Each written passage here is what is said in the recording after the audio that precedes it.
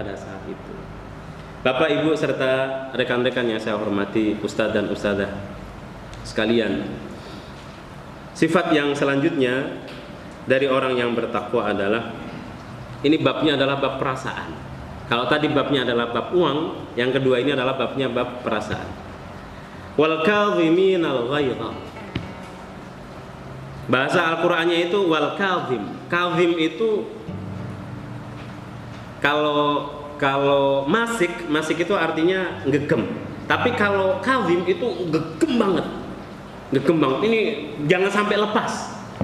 Dan al-ghaidh itu secara levelnya itu di atas marah. Jadi kalau ghadab ya levelnya segitu, kalau al-ghaidh itu levelnya di atasnya lagi. Jadi orang yang sangat menahan amarahnya yang sudah mau meledak. Itu adalah al-kadhimina al-ghaidh. Dan seringkali Ustadz dan Ustadzah yang saya hormati, kita ini diuji oleh Allah Subhanahu wa taala. Bab kemarahan itu adalah diuji dengan bab yang paling kita nggak bisa nahan.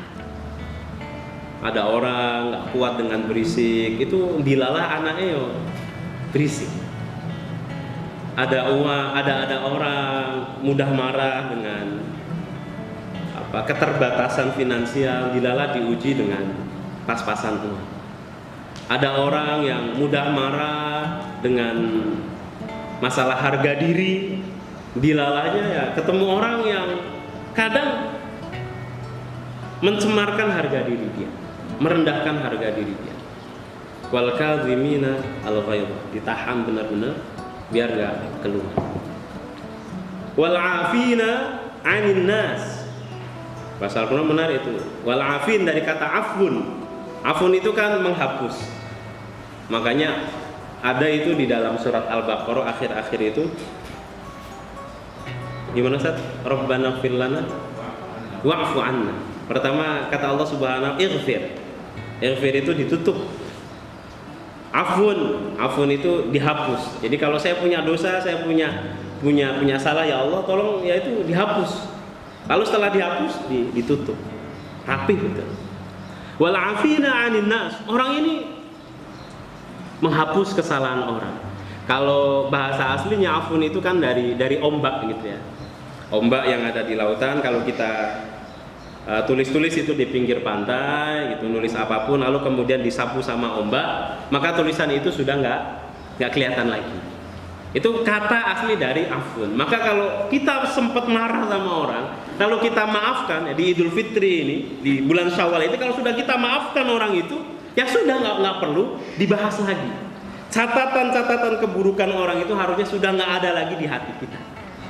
Catatan-catatan dia pernah bikin salah sama kita, dia pernah berkhianat sama kita, kalau kita sudah maafkan, maka nggak boleh lagi diulang-ulang sama memori kita, nggak boleh lagi diingat-ingat sama otak kita.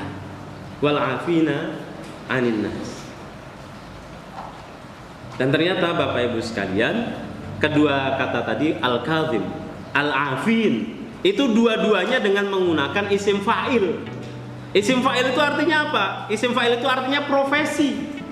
Profesi itu apa? Sesuatu yang berulang-ulang dia lakukan. Maka orang ini, orang takwa itu diujinya babnya itu terus. Diuji berkali-kali bab perasaan, tapi dia bisa memaafkan. Diuji berkali-kali tentang bab kemarahan, tapi dia nggak meledak.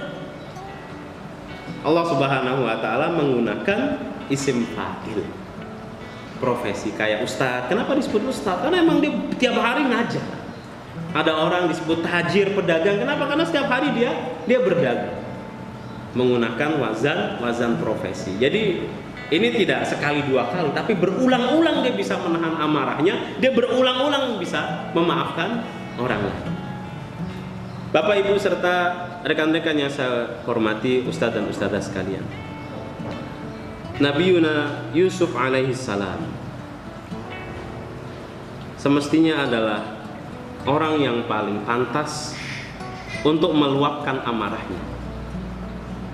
Nabi Yusuf alaihi salam adalah orang yang barangkali kita maklumi kalau seandainya beliau tidak bisa memaafkan aktor-aktor yang mencelakakan dirinya. Waktu itu ada makar dilakukan oleh saudara-saudara. Panjenengan bayangin itu, nyun sewu ya. Kalau kita itu dibikin makar, ada satu makar, yang ngebikin makar itu saudara kita. Dengan ada kasus lain kita dimakari sama orang, tapi yang ngebikin makar itu orang kita nggak kenal. Saya yakin sakit hati kita itu lebih dalam ketika yang bikin makar adalah saudara kita. Karena kita kenal dia, karena kita tahu betul gerak-geriknya, karena kita tahu betul bagaimana ekspresi wajahnya setiap hari. Kok masih juga nakal sama kita, kok masih juga makar sama kita. Dan Nabi Yusuf begitu. Yang bikin makar itu pertama adalah saudara-saudaranya. Itu secara sakit hati sebagai manusia biasa itu lebih sakit. Lalu dijebloskan ke dalam sungai, dijebloskan ke dalam sumur. Lalu kemudian ditolong, setelah ditolong dijadikan budak. Budak itu adalah satu profesi yang nggak ada martabatnya. Sudah begitu kemudian beliau juga dijual dengan harga yang sangat murah. Itu kan betul-betul nggak ada harganya. Berapa harga Nabi Yusuf? Wa syarauhu bithamanin bakhsin darahima ma'dudah. Nabi Yusuf itu dibeli dengan harga yang sangat tidak pantas. Bithamanin bakhsin darahima ma'dudah, beberapa dirham yang bisa dihitung. Wah, itu nyesek dada itu. Dirham itu harusnya nggak dihitung, dirham itu harusnya ditimbang. Tapi ini dihitung itu kan artinya saking murahnya, saking sedikitnya. Nyun sewu ini di masa-masa sekarang panjenengan itu kalau beli nasi itu centongan atau hitungan? Enggak, saya mau beli nasi 100 butir itu enggak, centongan. Itu zaman dulu orang kalau mau nimbang-nimbang dirham, kalau mau jual beli dengan dirham itu ditimbang. Tapi ini ada orang jual beli dengan dirham dihitung. Ada panjenengan mau beli nasi itu dihitung. Sangat murah banget. Makanya kemudian di dalam tafsir diungkapkan darahima ma'dudah itu adalah ishrina dirhaman, 20 dirham. 20 dirham itu berapa? Satu dirham katakanlah sekarang 75.000, katakanlah 75.000 kali 20 1,5 juta. Di zaman sekarang Nabi Yusuf itu ketika dijual belikan harganya adalah 1,5 juta. Las al-Ummah kalau nanti besok buka kurban itu satu ekor kambingnya berapa? Paling minimal kira-kira 2 juta atau 2,5 juta. Jadi harga Nabi Yusuf dengan harga kambing itu lebih mahal harga kambing. Marah kita. Kalau kita di posisi Nabi Yusuf marah betul. Udah begitu kemudian Nabi Yusuf bermasalah. Dijadikan budak, diopeni sama pemerintah, pejabat pemerintah Mesir. Ternyata di situ beliau difitnah. Saking gantengnya beliau difitnah. Jadi bapak, ini terutama buat bapak-bapak, baik yang sudah beristri maupun yang belum beristri, panjenengan itu jangan ngaku ganteng. Orang boleh ngaku ganteng itu di mana-mana. Ini kaidahnya. Orang itu baru boleh dikatakan ganteng kalau kegantengannya itu sampai berujung kepada penjara. Jangan panjenengan kemudian